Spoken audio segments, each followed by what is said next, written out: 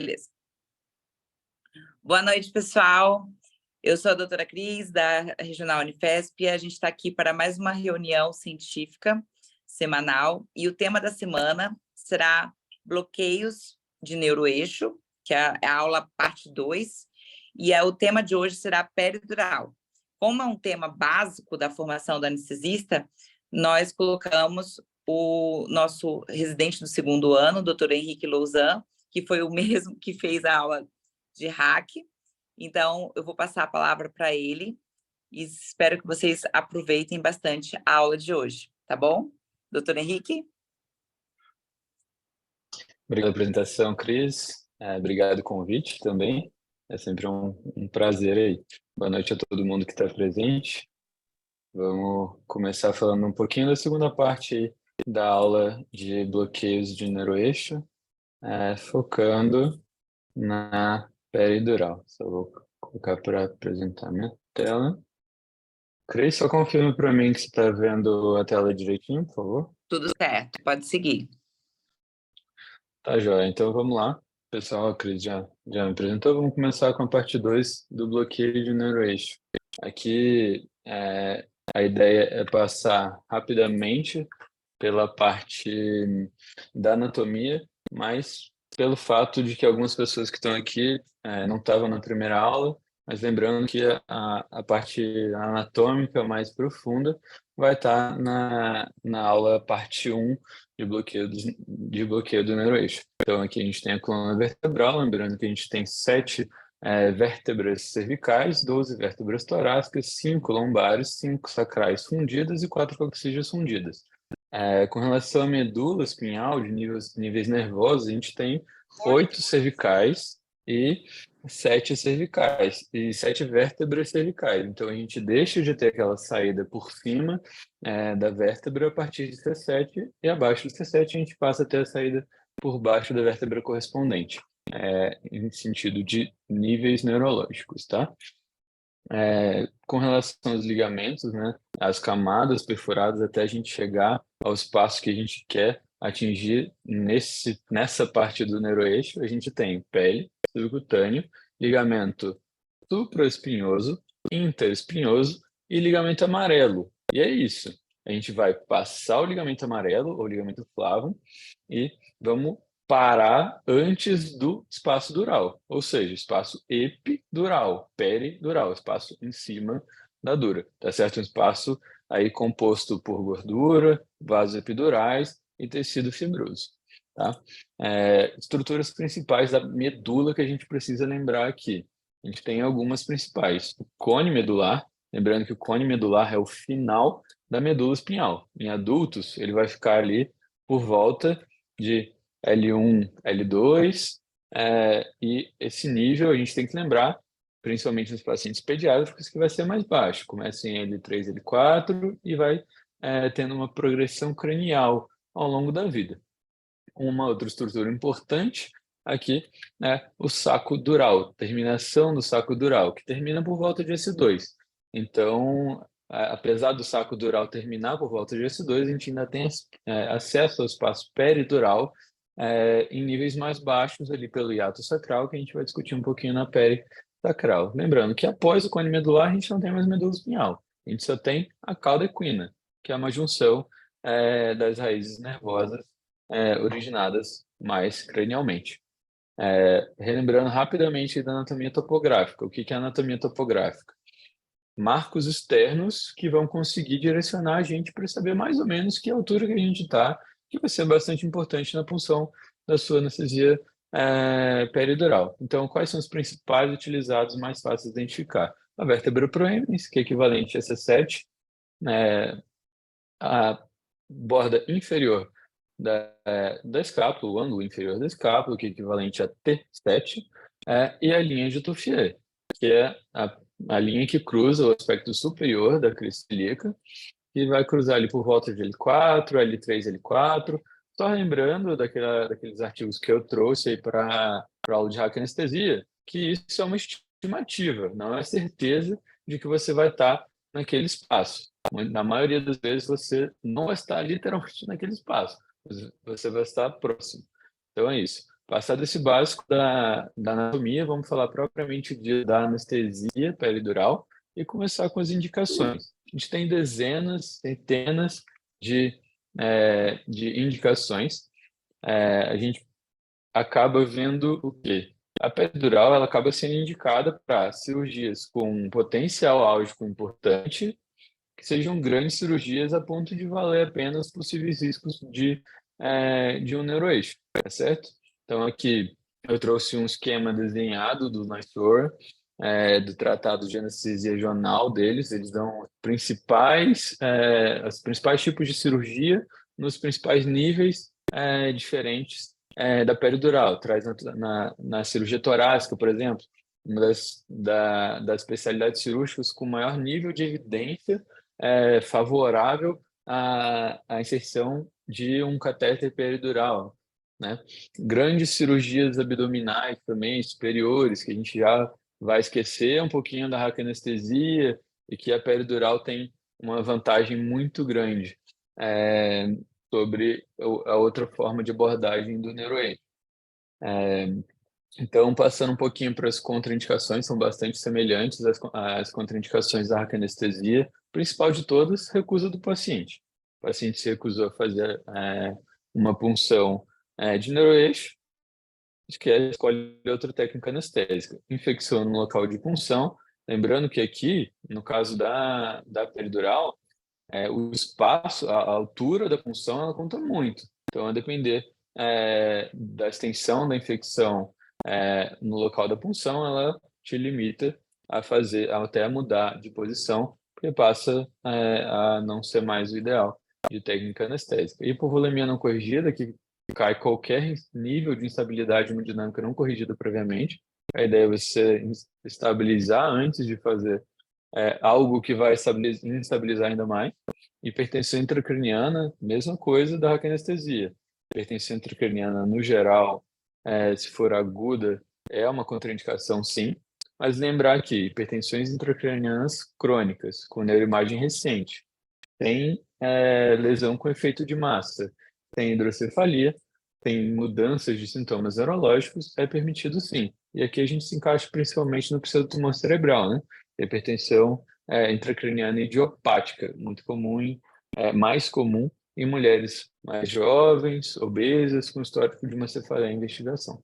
Alergia ao anestésico local, óbvio que é uma contraindicação absoluta, mas isso aqui era mais comum na época dos anestésicos aminoésteres, né? Derivados do PABA, clorprocaína, tetracaína, que eram mais alergênicos do que as aminamidas, que são as utilizadas hoje em dia.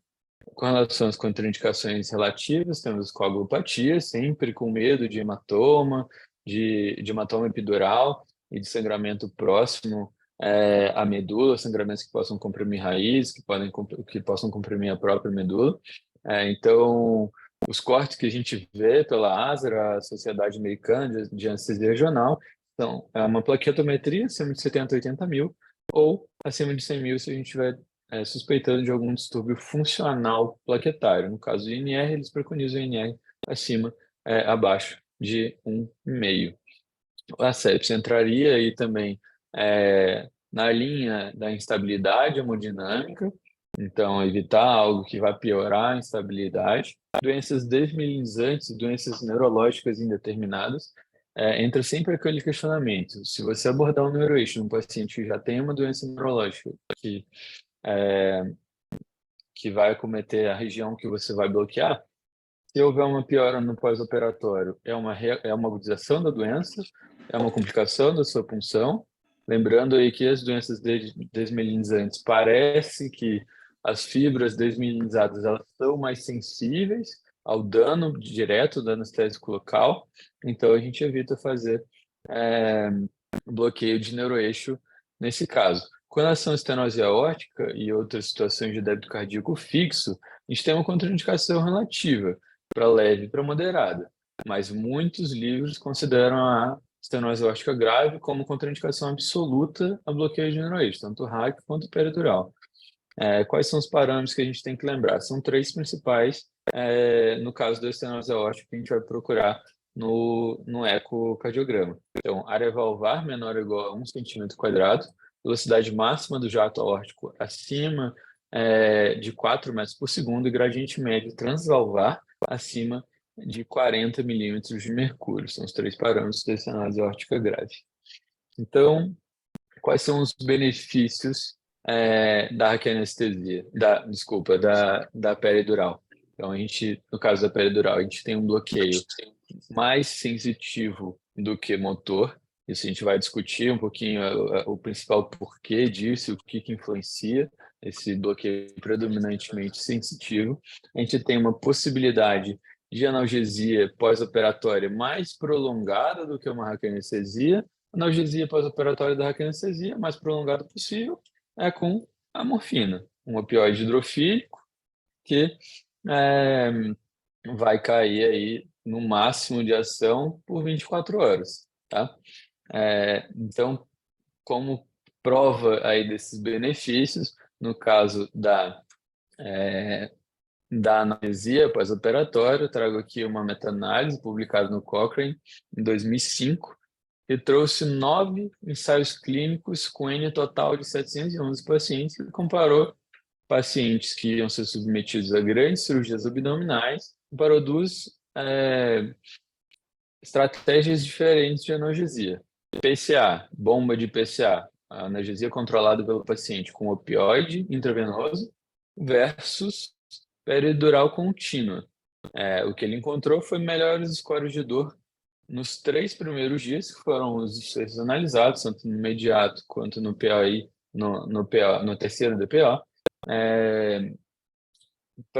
sempre em favor da peridural contínua comparado com o PCA, fora a redução de efeitos colaterais de altas infusões de opioides. A gente tem em várias especialidades, né, menos complicações pós-operatórias. Aqui eu trago alguns exemplos. Esse trabalho foi uma meta-análise publicada no Anesthesia and Analgesia em 2006, que analisou pacientes que iam ser submetidos à artroplastia total de quadril, ATQ famosa. 256 pacientes que foram randomizados em 2 grupos. ATQ com geral, ATQ com peri. O que foi evidenciado foi uma incidência menor de TVP, de TEP, de perda sanguínea, de necessidade de hemotransfusão nos pacientes submetidos a ATQ com peridural. E, para algumas especialidades cirúrgicas, uma redução, inclusive, de mortalidade. Então, o que a gente sempre busca na clínica médica medicações que reduzam a mortalidade, a gente encontra isso para peridural em várias especialidades. Aqui trago uma meta-análise publicada no Annals of Surgery em 2014, relativamente recente, que comparou, aí pegou vários ensaios clínicos diferentes, de vários tipos de grandes cirurgias, dos que tinham, né, morte como um desfecho primário. Foram 10 ensaios clínicos randomizados, com 2.201 pacientes, que compararam geral com peri, e tinham a morte como um desfecho primário, né? Encontraram aí um odds ratio de 0,6. Tá bom que o intervalo de confiança é um pouco amplo, chegando até 0,93, mas traz aí um alarme para a possível redução de mortalidade em grandes cirurgias. Além de redução de morte, também foi evidenciado a redução de várias complicações. Eles citaram a redução de fibrilação atrial, de ataque supra, de TVP, de depressão respiratória, possivelmente associado ao menor consumo de opioides endovenosos, menor taxa de pneumonia, de náusea e vômito no pós-operatório. Para cirurgias do tórax, a gente tem menor quantidade de atelectasias, menos febre no pós-operatório, o paciente consegue deambular mais, não faz TVP, não faz TEP. Beleza? Então, com relação ao mecanismo de ação, bastante parecido também com o outro bloqueio de neuroeixo, a anestesia. Como é que ele vai agir? Basicamente, inibindo e ou modulando a transmissão nervosa. Isso aí a gente está falando do anestésico local e os principais adjuvantes, né? Que são bem parecidos os mais utilizados com maior nível de evidência. Basicamente, aí, anestésicos locais, como principal, os opioides e os alfa-2, tá certo? Então, para entender como é que a gente age, a gente tem que lembrar das fibras nervosas. as fibras nervosas elas vão ser mais sensíveis ou menos sensíveis aos bloqueios. As fibras mais sensíveis de todas parecem ser por localização mais periférica e pelo fato de serem mais finas e menos mielinizadas, são as fibras B. Se a gente lembrar, são as fibras simpáticas pré-ganglionares, ou seja, fibras autonômicas. As fibras C são fibras de tato, dor lenta e temperatura fria. A delta de tato, dor mais aguda e de temperatura fria, a fibra C com temperatura quente, e a beta de pressão e tato. A alfa vai ser a nossa fibra motora, de propriocepção e de ação muscular propriamente dita, ou seja, a fibra B, a primeira de todas, é autonômica. De C até a beta, sensitivo. E a última, a alfa, motor. Ou seja, o primeiro bloqueio vai ser o bloqueio autonômico. Depois vai vir um bloqueio sensitivo. E depois, por último, a depender da nossa concentração, que vai ser, a gente vai discutir um pouco na parte farmacocinética, a gente vai ter ou não um bloqueio motor. Tá certo? E a recuperação ao inverso. Mesma coisa da anestesia. Começa com a recuperação pelas fibras mais calibrosas e mais mielinizadas, e, por último, as fibras mais finas e menos mielinizadas. Essa diferença de sensibilidade leva à definição à explicação do bloqueio diferencial. Níveis diferentes de bloqueio de acordo com a sensibilidade das fibras nervosas que vão fazer a condução daquele respectivo estímulo. Bloqueios autonômicos, como são as fibras mais sensíveis de todos, tendem a ser bloqueios mais altos, de 2 a 6 níveis mais altos do que o dermatomo mais cefálico sensitivo. Com relação à farmacocinética, aqui eu trago uma analogia à aula passada dos 3 principais fatores que a gente tem que pensar. Então, a gente tem que pensar nos fatores relacionados ao anestésico local, ao paciente e à técnica de punção, técnica da anestesia. Com relação ao anestésico local, aqui eu vou trazer as principais diferenças peri versus AC, tá? Então, com relação ao anestésico local, a gente tem 2 principais fatores que vão influenciar: o volume e a concentração. Ou seja, o volume ele vai ser o principal determinante da extensão do seu bloqueio peridural. Lembrando que o espaço peridural, diferente do espaço sacral, diferente do espaço subaracnoide, ele não é um espaço aberto, ele é um espaço preenchido por tecido adiposo e possivelmente de fibrose, de vasos epidurais. Então, o anestésico ele fica mais localizado no local da sua punção. Quanto maior o volume, maior a extensão do seu bloqueio. Já a concentração, ela vai ser o principal determinante da sua profundidade barra densidade de bloqueio. Então, quanto mais concentrado, maior o risco de bloqueios motores. Lembrando que a parte motora é o bloqueio com um bloqueio, entre aspas, mais difícil de ser realizado. Então, você precisa de anestésicos mais concentrados, caso você queira um bloqueio motor na peridural. No caso do volume, a gente tem algumas regrinhas aí. O que o Tratado de Anestesia Regional da Hadzik sugere é que peridural lombar a gente use de 1 a 2 ml por segmento, peridural torácica de 0,7 ml por segmento. Tem algumas regrinhas um pouco diferentes para pacientes muito pequenos, a gente vai comentar na hora da peridural caudal. Com relação a fatores do paciente, aqui a gente tem um pouco menos de influência do que a raquianestesia. Então, a gente vai ter basicamente extremos de altura e grandes distorções anatômicas influenciando. Claro que pacientes mais baixos vão ter dispersões mais cefálicas, pacientes muito altos vão ter menos dispersão cefálica, tá certo? O outro fator principal aqui que a gente vai precisar analisar no caso da farmacocinética da peridural é a altura da punção. Então, como eu falei, a anestesia peridural ela fica mais, vamos dizer assim, presa, ela fica mais localizada no local da sua punção. Então, você vai ter que mudar a altura da sua punção de acordo com o dermatólogo que você pensa em anestesiar, que vai ser o principal sítio álgico da sua cirurgia. Então, cirurgias torácicas, você vai precisar fazer punções torácicas, cirurgias lombares, cirurgias abdominais, você vai precisar fazer punções lombares, e assim vai. Se a altura da punção for muito diferente da altura do principal estímulo álgico, a gente vai ter que fazer uma anestesia com maiores volumes para que abranja também esse local. Então, com relação às agulhas, passando direto para a técnica, né? Com relação às agulhas que a gente tem disponível, basicamente a gente tem agulha de Zorri, também é descrita agulha de Crawford, não estão disponível por aqui. E, diferente da hack, a gente tem uma asa de Weiss. A gente encaixa essa asa no começo da agulha e serve para facilitar a sua pegada na agulha na hora da progressão, tá certo? Então, além das agulhas, a gente tem os catéteres. Catéteres têm basicamente duas formas principais: catéteres mono-orifício, ou orifício único, e os catéteres de múltiplos orifícios.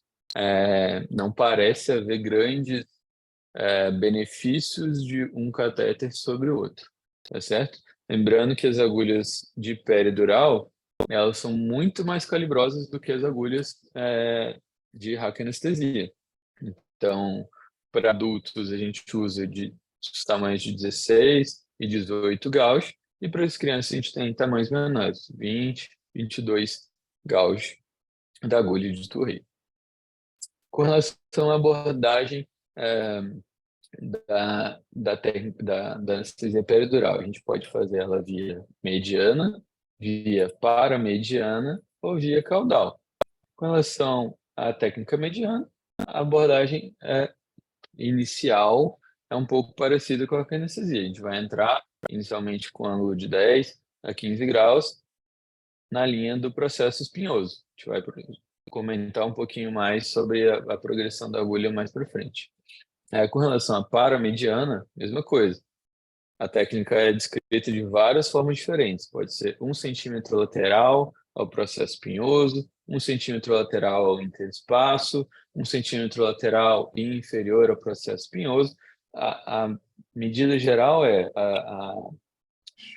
o que se fala no geral pequenos ângulos de mudança de direção medial geram grandes mudanças no final. Então, a lição pouca mudança, faça um ângulo pequeno para a progressão medial, porque isso vai ter uma diferença grande no tamanho final, no destino final da sua ponta, né?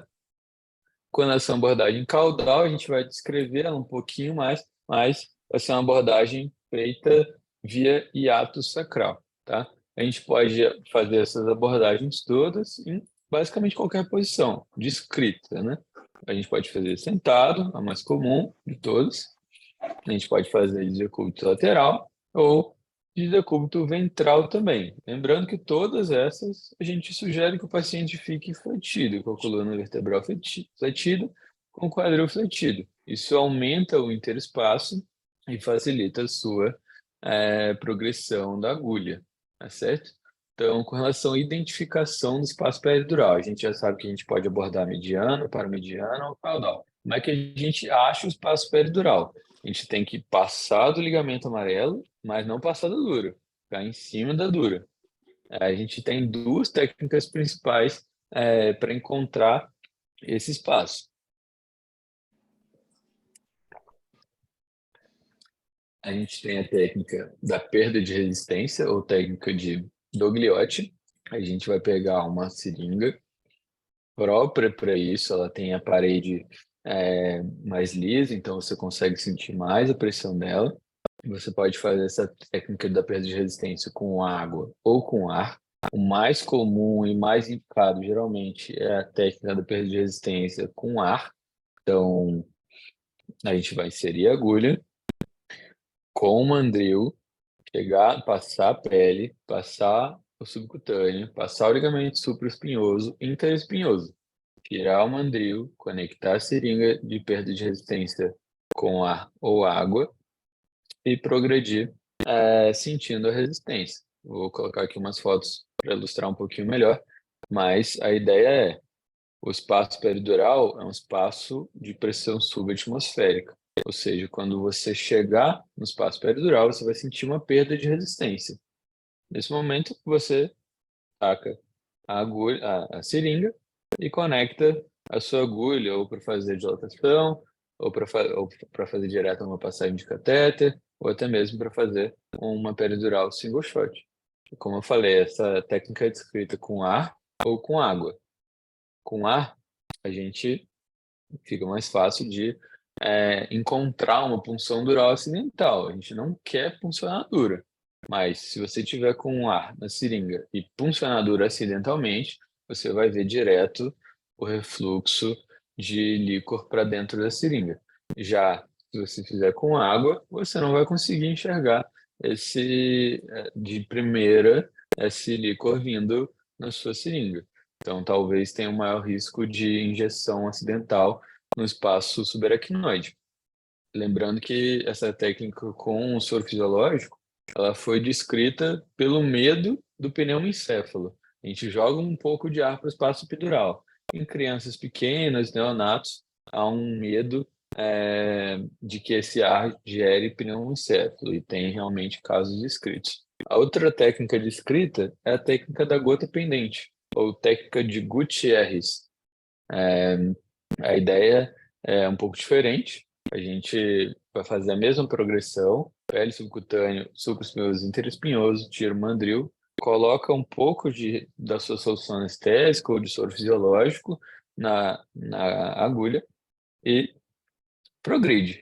No momento que chegar no espaço peridural, é um espaço de pressão negativa e vai sugar a gota. Sugou a gota, na teoria, por essa técnica, você está no espaço peridural.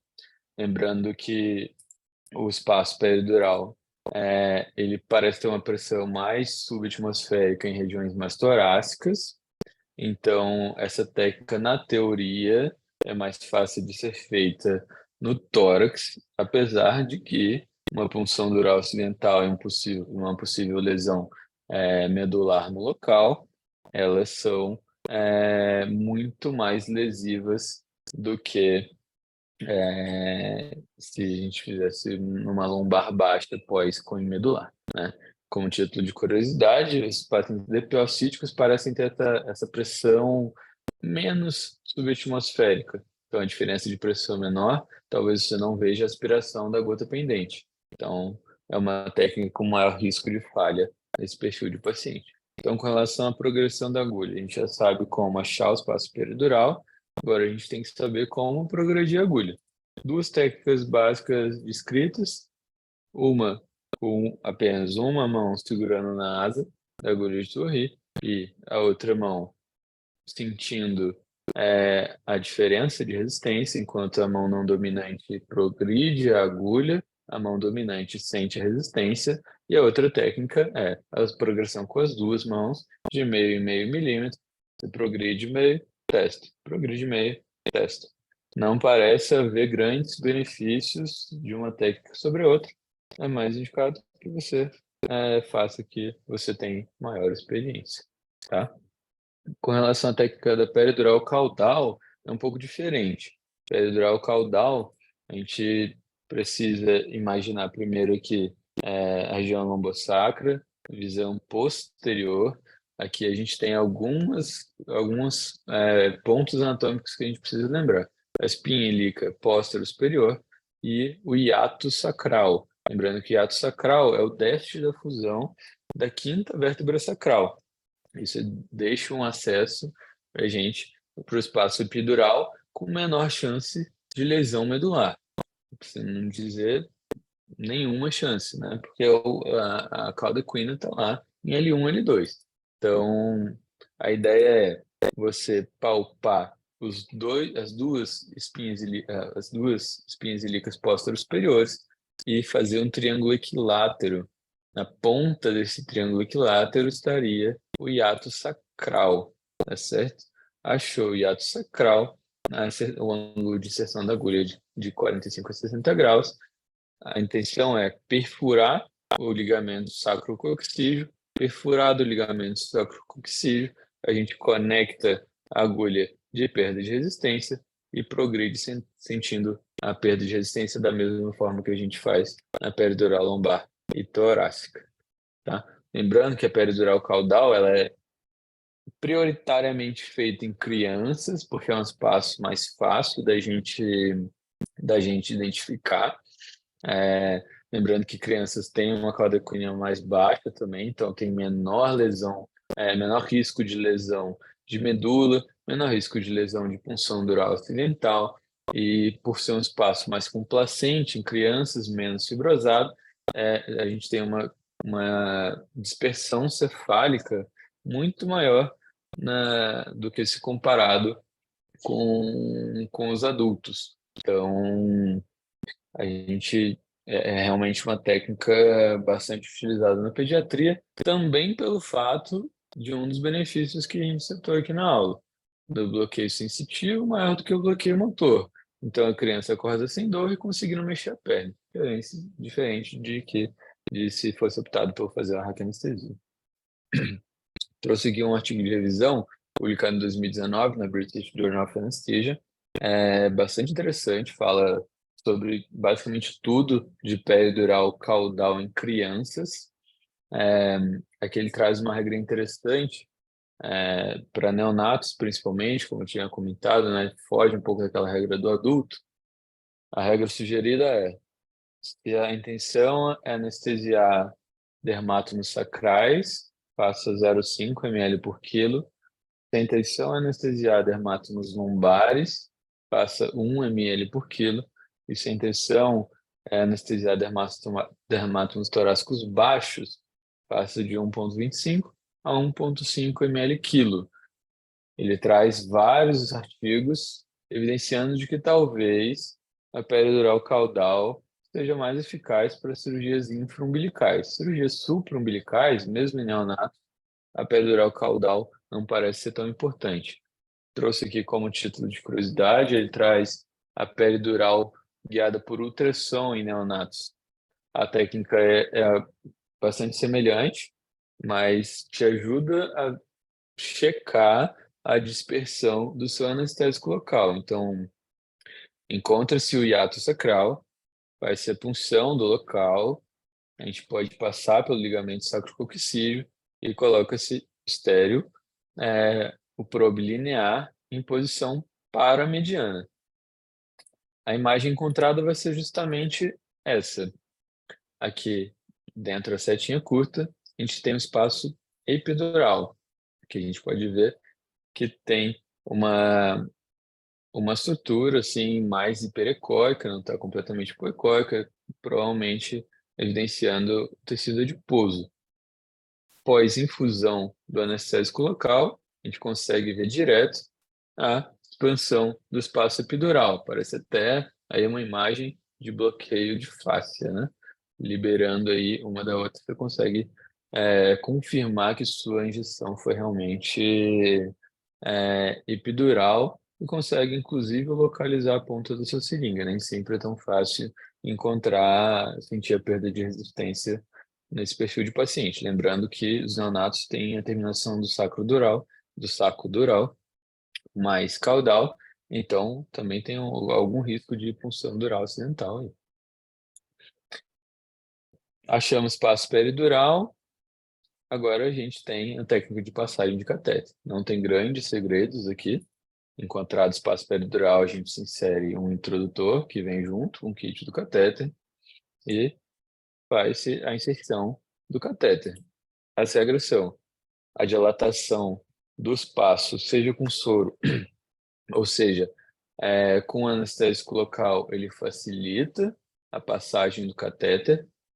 E o recomendado para os tratados de anestesia regional é que o catéter esteja de 5 a 6 centímetros dentro do espaço peridural, tá? Então, o que ele recomenda? Encontrou o espaço peridural? Marca na sua seringa quanto a sua seringa foi introduzida para encontrar o espaço peridural. E se soma a isso 5 a 6 centímetros, que seria o tamanho de catéter que a gente deveria deixar inserido para dentro do espaço peridural. Então, se sua agulha é 4 centímetros, encontrar o espaço peridural, você vai deixar aí por volta de 10 centímetros na pele. Lembrando que o catéter ele é centimetrado, tem uma marca a cada centímetro, e nas marcas de 10 e 15 e 20, ele tem marcas a mais. 10, duas marcas, 15, três marcas e 24 marcas. Então, se você quer deixar o seu catéter por volta de 10 centímetros na pele, você vai deixar nas duas marcas, 15 centímetros na pele, por volta de três marcas, e assim vai. Com relação à escolha do anestésico, aqui eu trouxe a tabela também do Tratado de Anestesia Regional da Sociedade Americana de Anestesia. É, a gente pode ver que são concentrações bem mais baixas do que a narcoanestesia, né? Os anestésicos mais utilizados para cirurgias mais longas, né? A BUP e a HOPE, sugere 0,1%, tá? A quantidade total vai depender, como a gente comentou, né, da sua altura de punção, se é uma peridural torácica, se é uma peridural lombar. Na peridural torácica, a gente vai fazer menos volume. Na peridural caudal, desculpa, lombar, a gente vai fazer um pouco mais de volume, por volta de 1 a 2 ml por segmento, o torácico por volta de 0,7 ml por segmento, e assim vai. O que ele sugere é que não seja feita uma peri single shot, ou seja, somou a quantia que você quer e faça de uma vez só. Ele diz que mostra alguns trabalhos que essa técnica tem maior risco de intoxicação por anestésicos locais, caso você esteja dentro de um vaso epidural, tem maior risco de uma raquianestesia total, caso você tenha feito uma punção dural acidental e fez a injeção do anestésico local dentro do espaço subaracnoide. Então, o que ele sugere é que sejam feitas doses incrementais, doses de 3 a 5 ml da sua solução de escolha, a cada 3 a 5 minutos avaliando a resposta, tá? Dessa forma, você reduz o risco dessas complicações que a gente comentou. A manutenção, ou top-up dose, que é, ele sugere que seja feita com 1/3 a 1/4 da dose inicial do seu anestésico, e com tempo de por volta, inicialmente, de 3 horas, tanto para BUP quanto para HOPE, e por volta de 1 hora se você estiver usando a lidocaína, tá? Lembrando que isso, assim, não é obrigado você esperar 3 horas para você fazer uma dose de manutenção, até porque a dose que você fez na sua anestesia pode ter sido um volume menor do que o necessário para aquela sua cirurgia. Então, você pode ter que fazer doses incrementais antes desse tempo, caso o seu problema seja a extensão do seu bloqueio, tá? Lembrando que aqui os principais aditivos, além dos anestésicos locais, os adjuvantes, além dos anestésicos locais, são bem parecidos. A gente tem também a clonidina. A clonidina, a dose é a mesma, a dose de 1 micrograma quilo. O efeito também é parecido, prolongamento do bloqueio sensitivo, com maior risco de hipotensão e sedação. Talvez aí uma bradicardia associada. O fentanil também é bastante utilizado, com dose aí de 25 a 100 microgramas.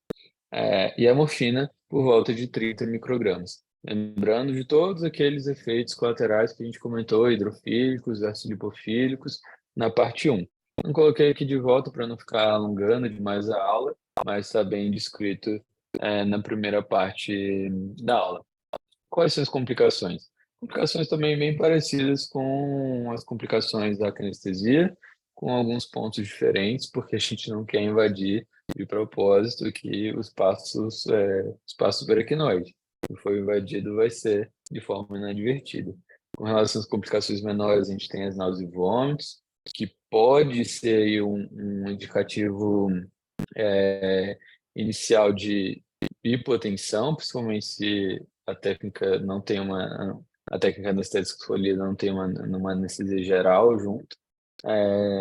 Ela pode ser tanto do bloqueio simpático alto como do opioide utilizado. Os tremores ou shivering, eles surgem pela queda de temperatura gerada pela simpatólise. A prevenção é a prevenção de sempre, aquecimento passivo e ativo, e o tratamento mais adequado para a Sjögren parece ser a meperidina, caso o aquecimento passivo e ativo não seja suficiente. O prurido também é descrito, geralmente é um efeito colateral do opioide, que é mais comum descrito no nariz, na face. A reversão, diferente dos outros tipos de prurido, ela é sugerida que seja feita com naloxone, ao invés dos antistamínicos comuns. A retenção urinária também é descrita, ela pode ser gerada tanto pelo bloqueio de reflexo miccional, reflexo sacral, como pelo efeito colateral do opioide. Tá? A cefaleia pós-punção também é descrita aí, mas seria pós-punção inadvertida da dura, tá? Então, lembrando dos principais fatores de risco. Lembrando os principais fatores de risco, a gente tem mulheres, jovens e que tem um histórico de cefaleia prévia. Lembrando que a agulha, quanto mais calibrosa, maior o risco. Aqui a gente está usando uma agulha de 16 gauge, 18 gauge. Diferente lá da hack, a gente usa 27, 25, tá? Então, a infusão em local inadequado também é descrita, né? Seja ela subaracnoide, e você vai ter um risco bem considerável de raquianestesia total ou de bloqueios muito altos. Seja subdural, aí provavelmente você vai ter uma falha de bloqueio, você vai estar criando aquele espaço virtual que a gente faz, que a gente chama, né, entre a dura e a subaracnoide. E a gente tem os efeitos, as complicações, os eventos adversos maiores também. Traumas medulares graves, né? Um dos principais motivos da peridural torácica estarem sendo cada vez menos feitas em cirurgias, por exemplo, é, da cirurgia plástica, né? Estética.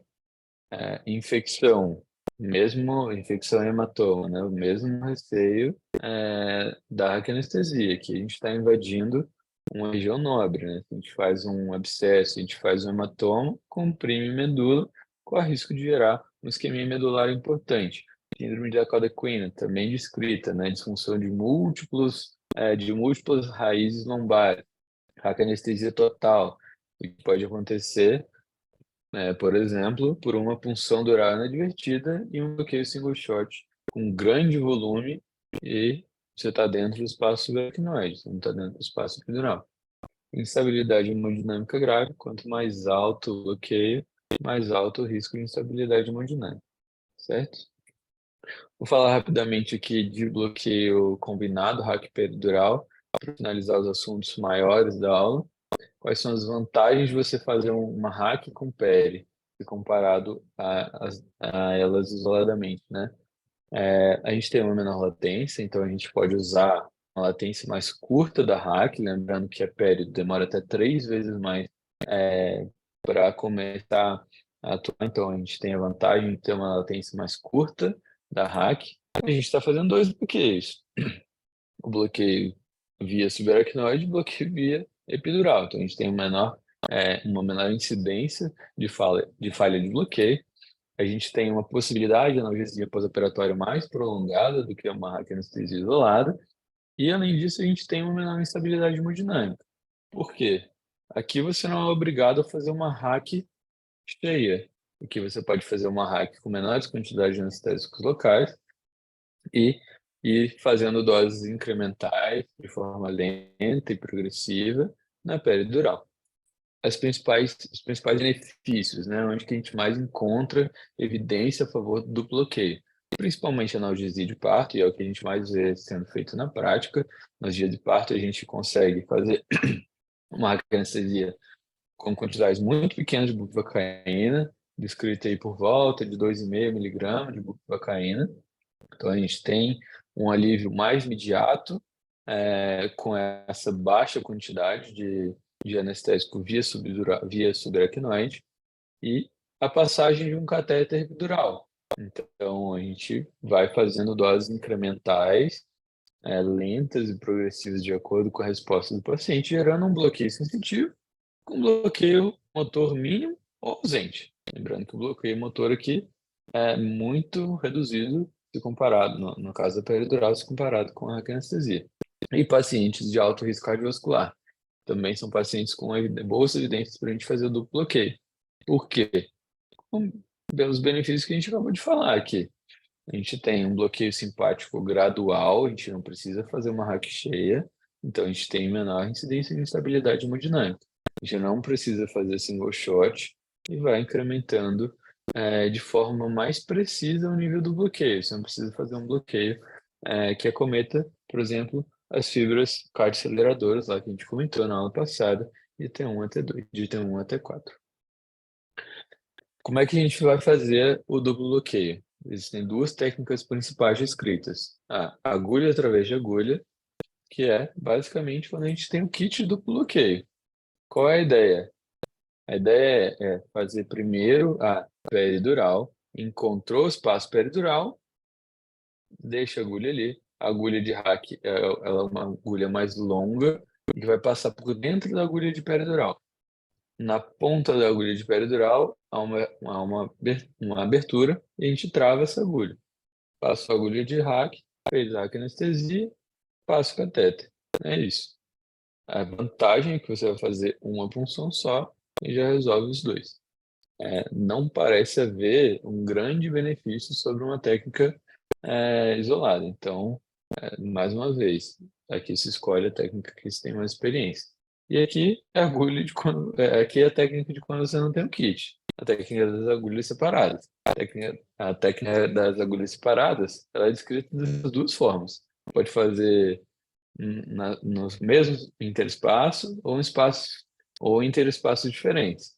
Na prática, se tem o medo de pegar o catéter com agulha de hack, mas isso não parece ser um grande problema de acordo com a literatura. Eles escrevem que você pode fazer uma peri e uma hack em mesmos níveis ou em níveis adjacentes.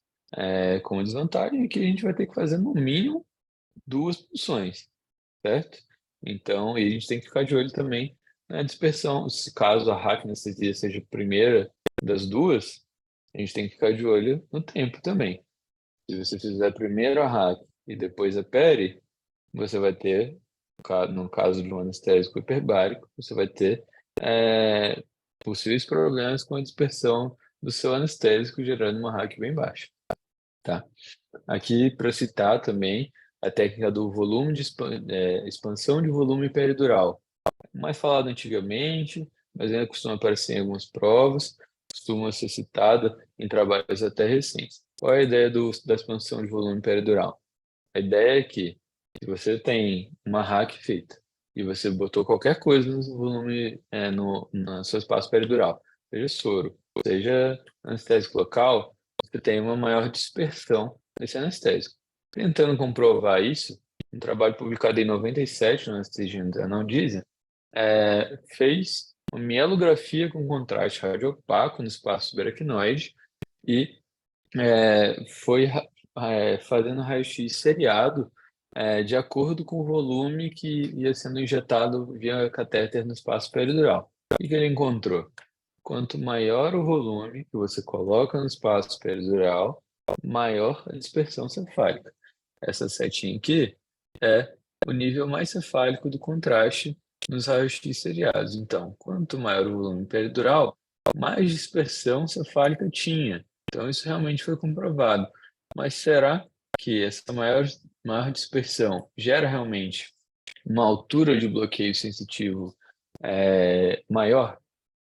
Tentando desvendar isso aí, publicaram um ensaio clínico unicêntrico, randomizado, duplo cego, também na Anestesia Analgesia, um trabalho bem mais recente, 2016, é, testando justamente isso. Eles pegaram 56 parturientes e randomizaram em dois grupos. Grupo com expansão de volume epidural versus sem expansão de volume epidural. Aqui, como título de curiosidade, o cegamento do estudo era feito da seguinte forma: um anestesista fazia anestesia e outro, sem saber qual técnica tinha sido feita, e analisar qual o nível sensitivo, tá? A, a quantidade de volume feito no espaço peridural era de 10 ml de exposição fisiológica. O desfecho primário do estudo foi o nível sensitivo em 15 e 30 minutos. O que eles encontraram?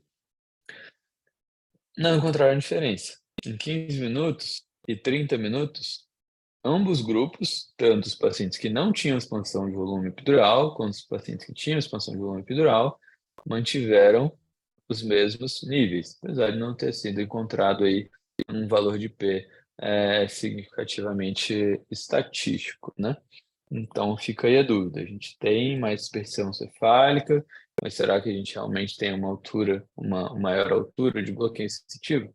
Parece que não. É isso, pessoal. Eu finalizei finalizei essa aula trazendo esse artigo original e também de 1921, publicado por um cirurgião chamado Fidel Parres, um médico cirurgião formado pela Universidade de Zaragoza, que inclusive é considerada por muitos ser a primeira universidade do mundo, e descreveu e é considerado aí o pai, entre aspas, da peridural moderna. Tem vários aí que descreveram injeção de alguma coisa no espaço peridural nessa época, mas o que eu achei mais interessante, que agrega mais para a gente entender das primeiras vezes que a gente está estudando peridural, é o nome que ele deu, né? Anestesia metamérica, né? Você está anestesiando metâmeros, e ele descreve nesse papel justamente isso. A sua anestesia, no caso de infusões no espaço peridural, seria restrita aos metâmeros próximos ao local da sua infusão. E deixo aí um QR Code de uma, de uma comemoração que houve em 2020, 2021, aos 100 anos da peridural. Bastante interessante o artigo. É isso, galera. Obrigado aí para quem ficou até o final e passo a palavra para a doutora Cristiane. Boa noite a todos. O pessoal continua entrando durante bem o iníciozinho da sua aula. Bom, em primeiro lugar, eu queria agradecer e parabenizar. A sua aula foi excelente, didática, clara, limpa e direta. Então, assim, porque eu sempre comento, né, no final, mas eu gostaria de abrir para o pessoal, tem algumas pessoas que estão online agora, se alguém quer fazer perguntas para você, porque lá, o Matheus falou, excelente aula, Henrique, parabéns. Deixa eu ver quem mais escreveu, parabéns. Obrigada. Obrigado, Eu já Matheus. agradeço pelo Henrique. Então, pessoal, vocês querem tirar dúvidas, comentários? Fica todo mundo envergonhado, né? Quando está no início, assim, fica todo mundo se escondendo. O Henrique, Tema engraçado, bastante grande, né? grande, Diga. grande. Eu achei que você foi, assim, ótimo, porque é um tema muito longo. E aí que a gente começa a passar muito tempo, as pessoas ficam cansadas. Cadê? Henrique ou professora? Meu Deus. Doutora Cristiane, o que acham da dose teste? Opa, ótima pergunta. Vou deixar o Henrique. A dose de teste era bastante escrita antigamente, né? Hoje em dia, assim,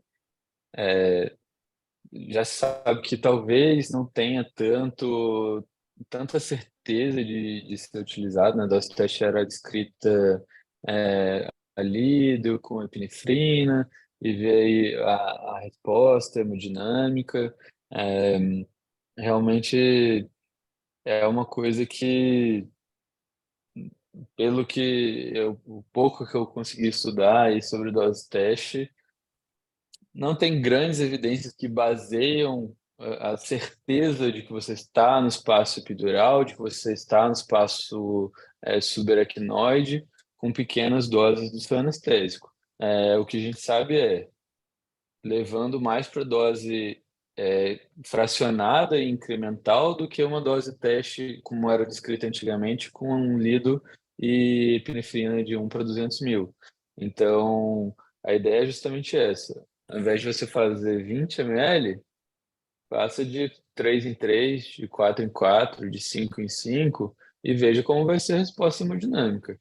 O paciente teve uma resposta hemodinâmica importante, fez uma hipotensão grave com 5 ml. Será que esse catéter migrou para o espaço subaracnoide? Ou será que você já tinha passado ele no espaço subaracnoide?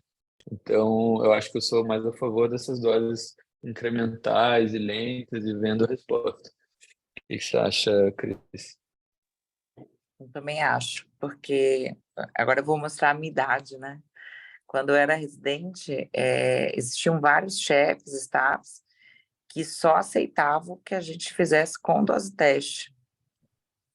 E aí a gente foi vendo, eu acho que também tem uma outra coisa aí, né? Eu não levantei artigo sobre isso, mas também tinha uma outra coisa.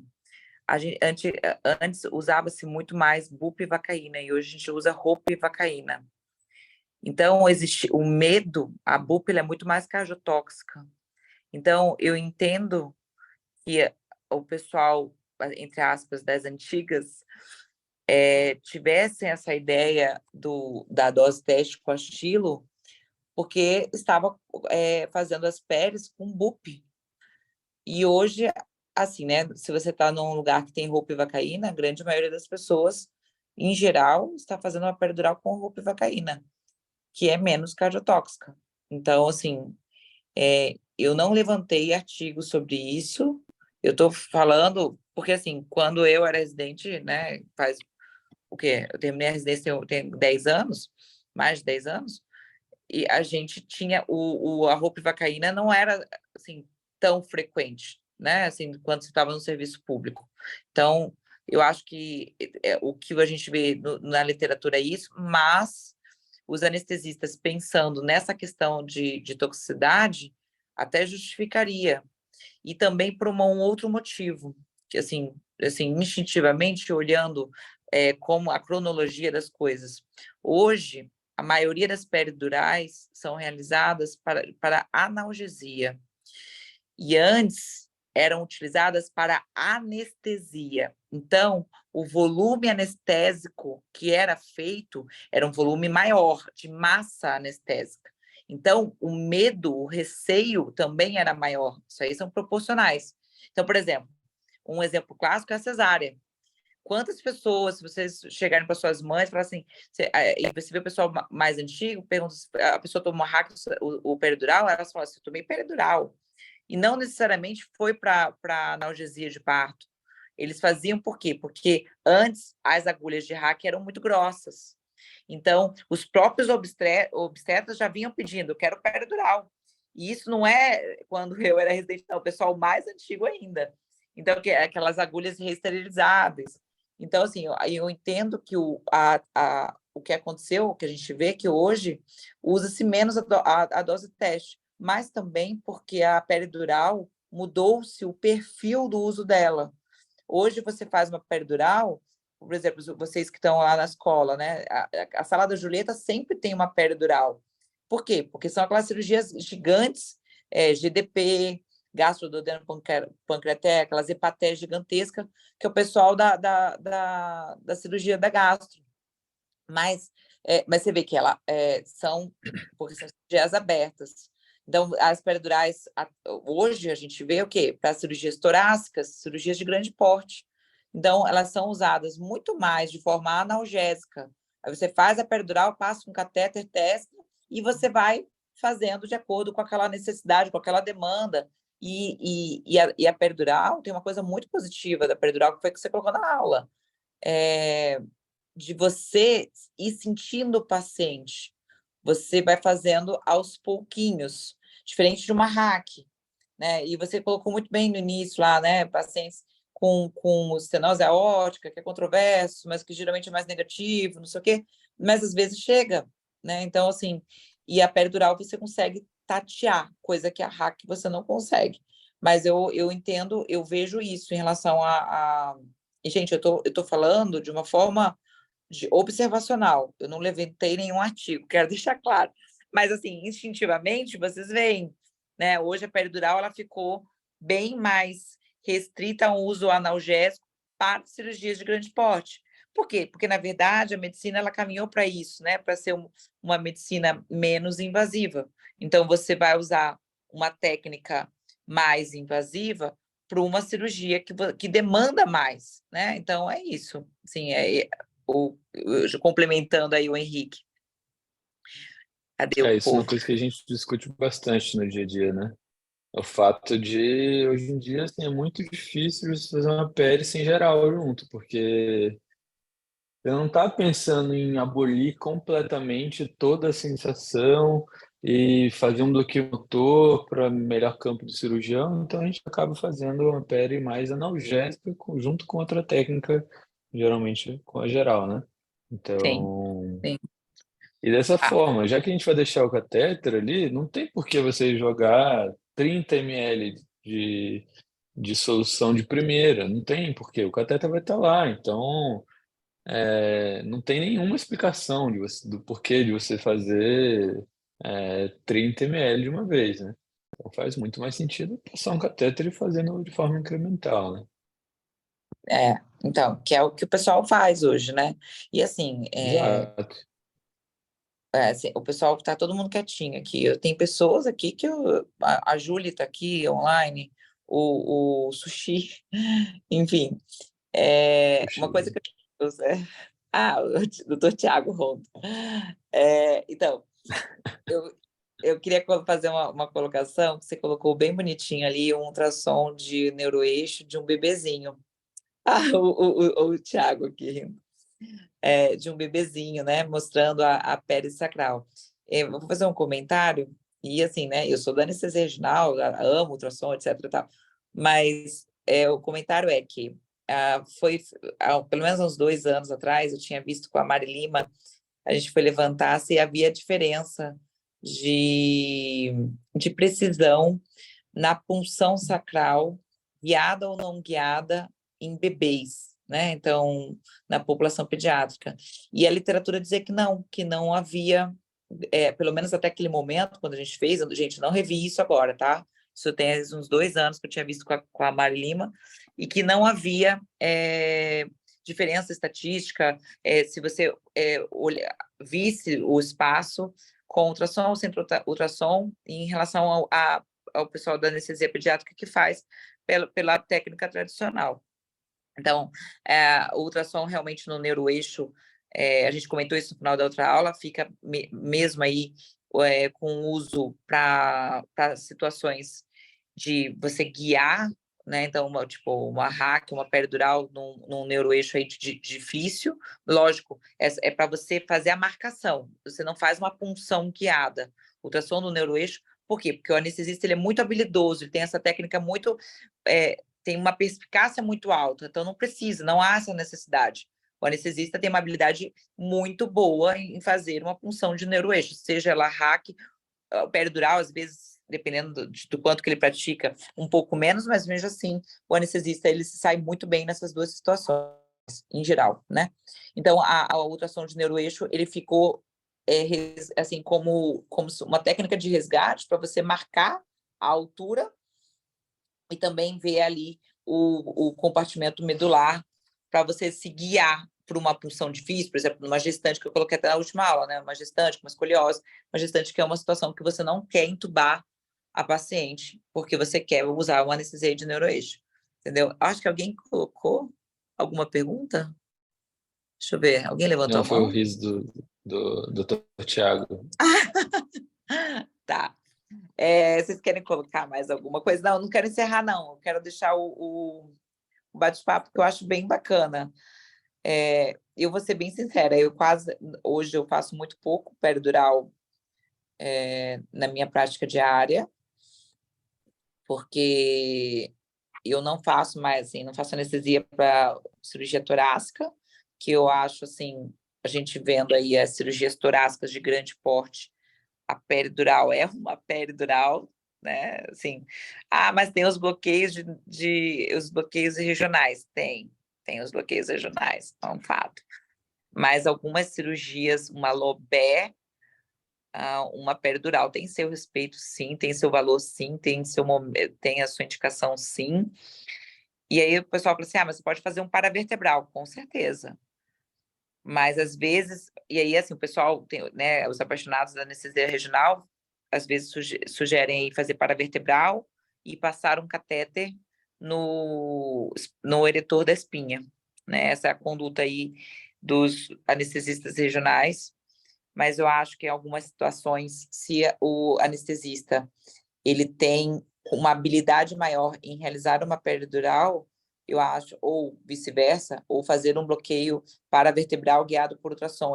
Ele tem uma habilidade maior em fazer um bloqueio paravertebral e depois colocar um catéter no espaço aí do eretor da espinha. Eu sempre acho que a pessoa tem que escolher a técnica que ele tem mais habilidade, né? E é lógico, de acordo com o seu paciente, enfim, porque as pessoas, o eretor da espinha, ele foi descrito por isso, né? Porque o bloqueio paravertebral tem trabalhos mostrando índice de qualidade analgésica, de resgate de opioide, equiparados à peridural. Há vários trabalhos mostrando isso. Só que, por exemplo, a peridural você consegue passar um catéter. E isso, você ter um paciente com catéter de peridural, você vê um cara que fez uma Lobel hoje, ele andando no dia seguinte. Então, é uma coisa muito bacana. E você, em geral, as pessoas não passam catéter no espaço paravertebral. Então, foi por isso que a ideia do eretor da espinha foi por causa disso. Porque a dispersão do anestésico local no espaço paravertebral é equiparada aí, né? Alguns trabalhos chegam até a equiparar a sua eficácia a uma peridural, mas as pessoas não têm coragem, com medo aí, né, do catéter migrar, deixar um catéter no espaço paravertebral. Então, a ideia do eretor da espinha foi exatamente porque são os planos musculares, eles colocam o catéter ali e para deixar fazer a injeção do anestésico local, para que esse anestésico local escorra para o espaço paravertebral e conceda aí uma analgesia, fazendo com que essa abordagem seja menos invasiva do que um catéter no espaço peridural. Então, essa era a ideia do eretor da espinha, né? A ideia inicial do eretor da espinha era para passar um catéter que não fosse no neuroeixo. E qual que é o ônus, né? Qual que é a desvantagem que o eretor da espinha, às vezes você olha no ultrassom, você vê que ele tem uma expressão muito boa, e não necessariamente isso vai corresponder à parte clínica do paciente, né? Tem pacientes que ficam muito bem, outros nem tanto, e a resposta, ela é muito variável. Então, porque você, como tem planos musculares, a gente depende que esse anestésico local escorra, né? Então, assim, alguns pacientes ficam muito bons e existe essa variação, entende? Mas eu acho que é uma técnica a ser considerada. Tem um microfone, é isso. É uma técnica a ser considerada, mas é o que eu falei. Uma peridural para algumas cirurgias aí, tipo, igual vocês ficam lá na escola, né, com a Julieta, as cirurgias gigantescas, um cateter de peridural tem seu respeito e tem seus passos, sim. Vocês querem... É uma técnica Ah, bem mais antiga, né? Fala aí, Ju. Fala, oi, Ju. Henrique. Parabéns, Henrique, primeiro de Ai, tudo. Foi sensacional, assim. Quem vê o Henrique falando, não parece que muito do que ele falou aqui, o conhecimento dele veio do livro. Parece que é uma pessoa super experiente, que já sentiu na prática aí tudo que ele está falando, né? Parabéns, foi excelente. Eu queria fazer uma pergunta e São uma as consideração. anestesias com a doutora Julieta. Ah, vai, até parece. É, uma pergunta. Depois de um monte de artigo que você levantou aí para preparar sua aula, eu queria que você me dissesse se tem alguma coisa, qual que é o espaço real hoje em dia da peridural single shot, que é uma coisa que eu me questiono o porquê de fazer uma dose alta e não passar um catéter, nem que seja aquelas cirurgias, por exemplo, na urologia, que a gente sabe que a prostatectomia não é aquele pós-operatório horroroso, mas primeiro, você não sabe a duração da cirurgia, então por que fazer uma dose única no começo e não passar um catéter?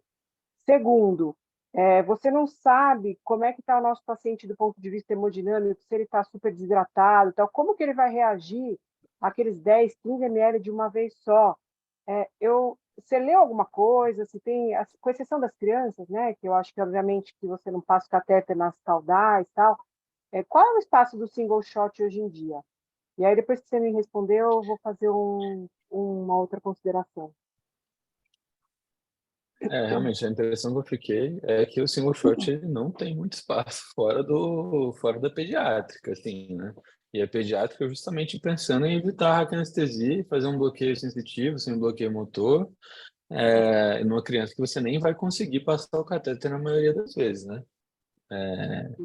Então, o que eu Tem mais umas encontrei reações foi químicas justamente mais isso da... previsíveis.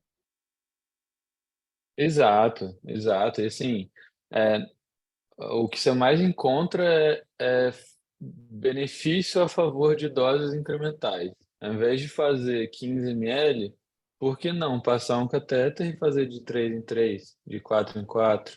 É o que você falou, a gente não sabe o status hemodinâmico desse paciente. Como é que ele vai responder?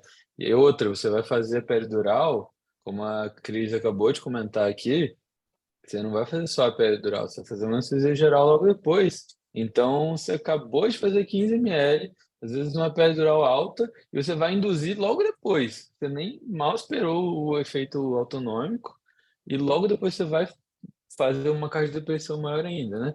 Então, não vejo realmente, não encontrei nenhum artigo que Bom, dissesse com benefício do single shot. eu Realmente. imaginava mesmo. E aí, só para complementar, para enriquecer um pouquinho, que você falou aí um pouco das complicações, levantar aí, exatamente para o pessoal ficar mais medroso, quem entra em sala comigo vê que eu normalmente costumo fazer inicialmente, no começo da cirurgia, de 2 em 2 ml, de 3 em 3 ml no catéter, porque uma coisa é a gente reconhecer uma perfuração acidental de dura mater quando você perfura com agulha. Outra coisa é você reconhecer uma perfuração acidental de dura mater que não é tão infrequente. Eu vou te falar que na minha prática eu já vi mais vezes a perfuração na hora que você tenta progredir o catéter do que você perfurar de fato na hora que... Porque na hora que você está fazendo, introduzindo a agulha, você está lá todo cuidadoso, milimetricamente, você reconhece o espaço peridural, mas na hora que você está introduzindo a agulha, o catéter por dentro da agulha, você não é mais dono da situação, porque às vezes o catéter vai para um lugar que você não quer que ele vá. E a gente sente aquela dificuldadezinha, aquela resistênciazinha que parece que é uma resistência normal para vencer o ângulo da agulha de Torri, e de repente você faz 4 ml ali, 5 ml no catéter e o paciente choca, porque você está fazendo, na verdade, 4 ml num espaço subaracnoide, né? Então, eu queria só levantar esse medinho aí para o pessoal que é corajoso e já manda ver 10 ml de cara, que não é tão infrequente assim essa perfuração acidental de dura mater na hora de progredir o catéter, e que muitas vezes, como o catéter é muito fininho, ele é praticamente um capilar, né? Às vezes você não consegue reconhecer o refluxo do líquido, né? Então, aí você está meio às cegas, você vai lá, faz um volume e se depara aí com uma hipotensão inadvertida, porque você foi muito corajoso na sua injeção ali pelo catéter.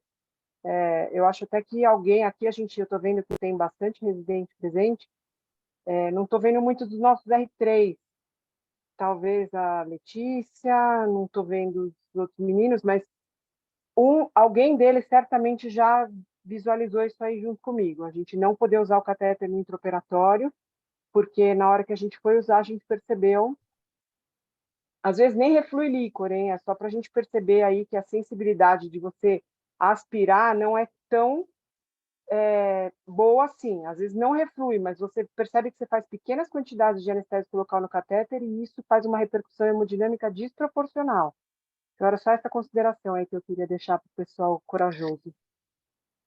Inclusive, eu já entrei no Empaté com você, que foi acontecer justamente isso, assim. E a gente usou a É, pele por um tempo, e a impressão que a gente tinha é que no meio da cirurgia passou a ter muito mais efeito hemodinâmico do é. catéter. Aí você fica. Só que aí tem várias coisas que poderiam estar gerando instabilidade, né? Então, realmente, eu acho que. E é um catéter muito fininho, né? Assim, a chance de você aspirar e não realmente não vir nada é muito grande, né? E quanto mais Na alta a sua dúvida, é pressão, melhor tirar, pior, né? né? A gente que faz esses abdômen superior aí, que a gente faz a peridural lombar bem alta ou transição toracolombar, faz um torácico baixo, 4 ml no espaço subaracnoide. Se você pensar que o catéter, você colocou a agulha em T12L1. Você falou aí que a recomendação é deixar a ponta do catéter uns 5 centímetros. Imagina, você está fazendo 4 ml, né? Não tem plural para ml, 4 ml lá no alto. Imagina a repercussão que isso não vai ter, né? Então, não tem porquê, né? Na era do catéter, vai fazendo de pouquinho, vai fazendo, testando, sente seu paciente primeiro, sente em que nível que deve estar essa ponta, porque não é sempre que o catéter sobe retinho, às vezes ele sobe de uma forma um pouco mais tortuosa, então você não sabe aonde está a ponta do catéter, né? É isso aí, Exato. mas isso aí é Ainda só... mais que Ainda mais que é uma técnica que a gente, assim, como a gente faz geralmente uma geral junto, você nem tem como testar o nível, né? Então, talvez você ter cuidado com a progressão do catéter e ter cuidado com doses mais incrementais seja o mais adequado mesmo. É isso aí, mas muito boa, parabéns pela aula. E parabéns para quem ficou até agora, né? Agradecer os Quase uma comentários. hora. Julie, muito Oi. obrigada. 9 e pouco. Nossa, eu fico muito feliz quando... porque é assim, né, eu chamei os residentes, pedi para os residentes participarem, né, porque é um assunto... E porque também faz parte da anestesia regional. E nada como a experiência da pessoa que faz sempre, né? Então, assim, isso é muito bacana. Agora, eu vou responder uma colocação que vocês fizeram, se há espaço para peridural sem catéter e por que as pessoas ainda fazem a peridural sem catéter. E eu vou explicar, vou colocar uma colocação bem prática da vida real. As pessoas fazem hoje, em algumas situações, peri sem catéter, porque a pessoa às vezes está de plantão hoje e ela não está de plantão amanhã no mesmo lugar. E por que eu estou colocando isso? Às vezes, o serviço de anestesia que essa pessoa está trabalhando, ela vai passar o catéter hoje e ela pensa assim, mas amanhã eu não vou estar ali. Eu não sei quem é que vai puxar, quem é que vai sacar esse catéter no dia seguinte. Ou algumas enfermagens, a pessoa tem medo do pessoal não estar acostumado a lidar com catéter, e aí algumas equipes até falam assim, mas vai deixar o catéter? Não quer tirar o catéter na RPA? Quantas vezes eu já não saquei catéter na RPA? Porque as pessoas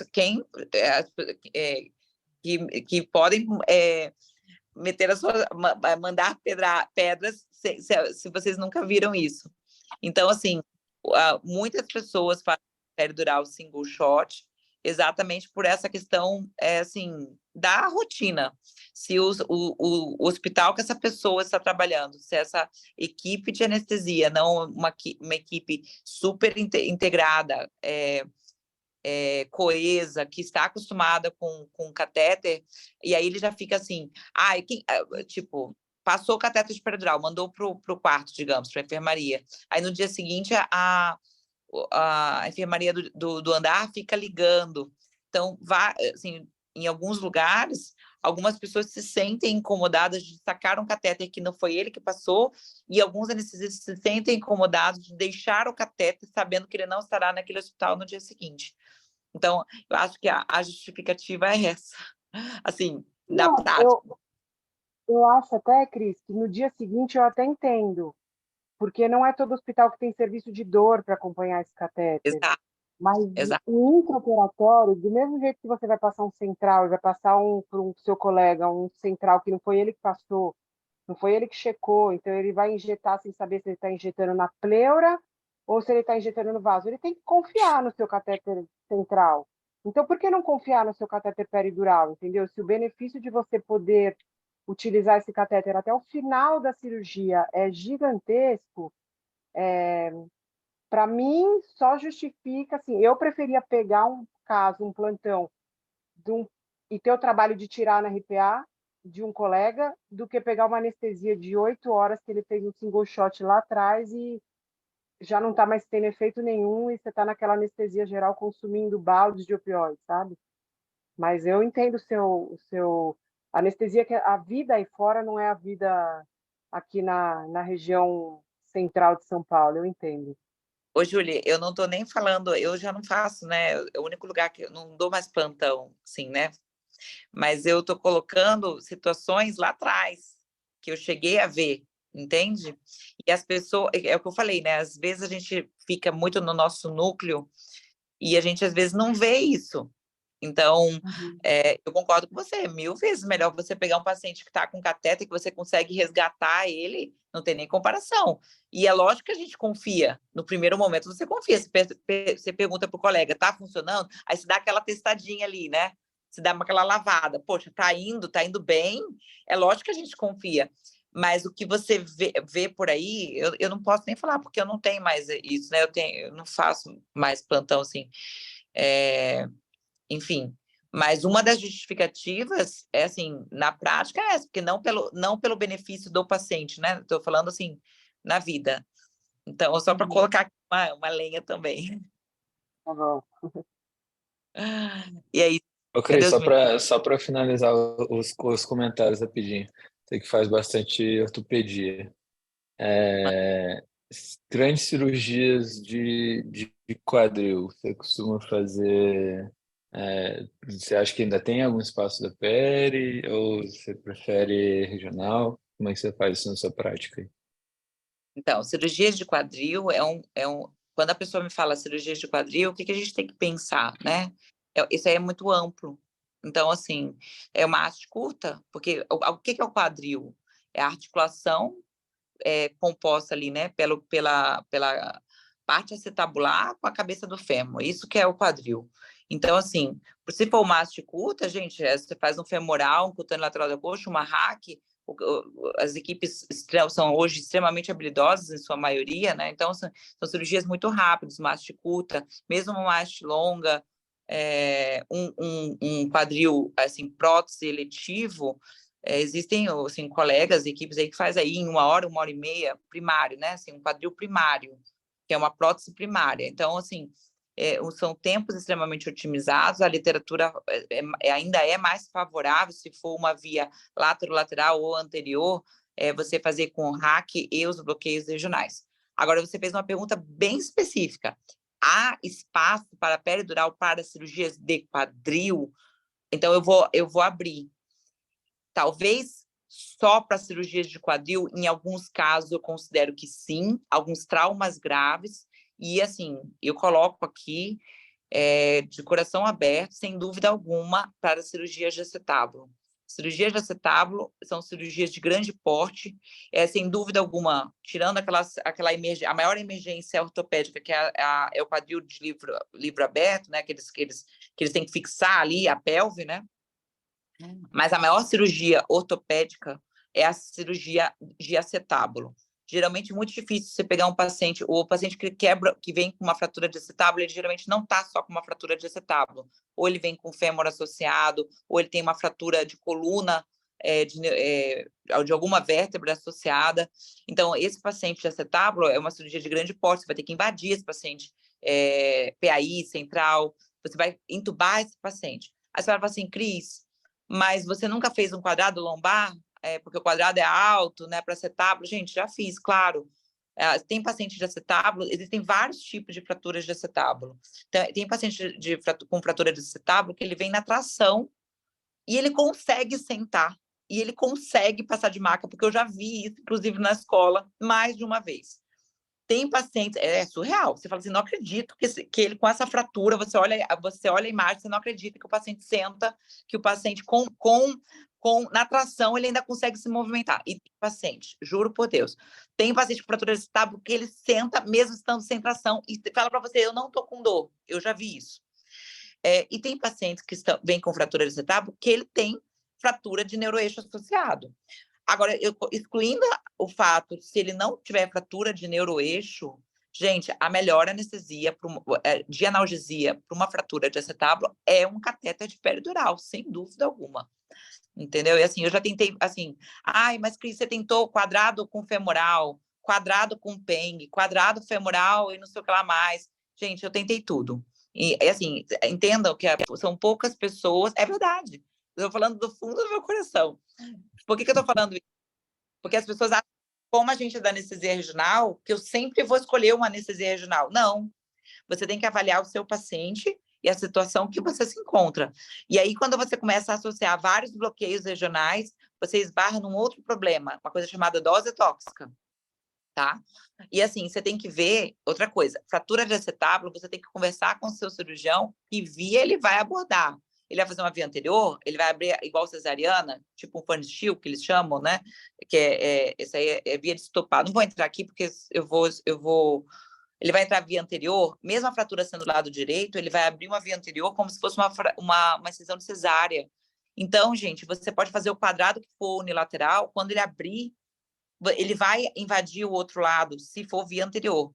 Se ele for abordar esse acetábulo via anterior. Se ele for abordar esse acetábulo via posterior, que ele coloca o paciente em ventral e faz aquela incisão transglútea, manipula nervo ciático, ali já muito próximo à saída das raízes ali do plexo lombosacro, olha, você pode fazer quadrado, até ajuda, mas na hora que eles manipulam, e quando eles vão para essa região mais medial, dessa região sacral mais medial, o quadrado lombar não pega essa região. Então, assim, o neuroeixo e esses pacientes de acetábulo, ter um cateto de peridural faz toda a diferença no pós-operatório deles, é nítido. Eu tive, e assim, aí você fala assim, Cris, mas quem é que faz acetábulo? São anestesistas que estão em lugares que sejam referência de trauma. Então, na escola, tinha bastante esses casos quando o PS estava aberto. Então, você vai ter aonde? Na Escola Paulista, no HC, em lugares que sejam referências de trauma. Eu moro no interior. Geralmente, se o cirurgião não for especializado em acetábulo, um cirurgião de trauma que tenha essa habilidade, ele vai mandar para um hospital de referência.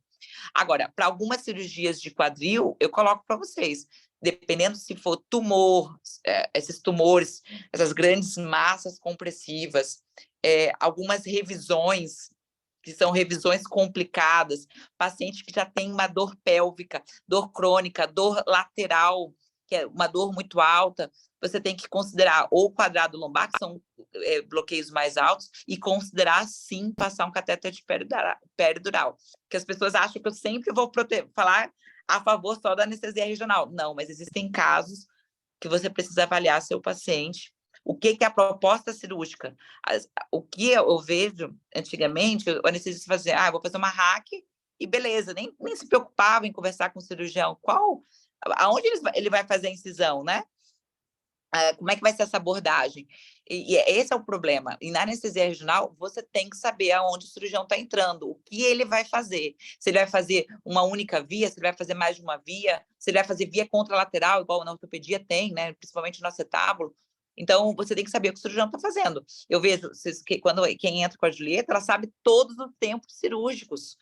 Então, o principal para a anestesia ser bem sucedida é você saber os tempos cirúrgicos e saber o que o seu cirurgião está fazendo. Tem que saber. Essa é a questão. Entendeu? Então, eu acho que algumas situações, eu não faço quase peridural para quadril, não, tá, mas para quadril eu deixo para alguns casos extremamente específicos, mas na prática, geralmente não. Mas alguns casos, tumor, algumas revisões muito grandes, talvez ainda tenha seus passos, sim. Excelente, Cris. Obrigado. Pessoal, gente, a gente se estendeu. Cadê que horas são? 1h30, mas não tem problema. Eu adorei, eu quero agradecer a todos. Julieta, muito obrigada por ter entrado. Agradeço a todos os 11 que estão aqui, firme até o final. Henrique, você brilhou, parabéns novamente. E obrigada a todas, a todos e todas, né? Todos, para não ser redundante. Tá bom, pessoal? Um beijinho. Beijo, Boa noite. gente. Valeu. Tchau, gente. Boa noite.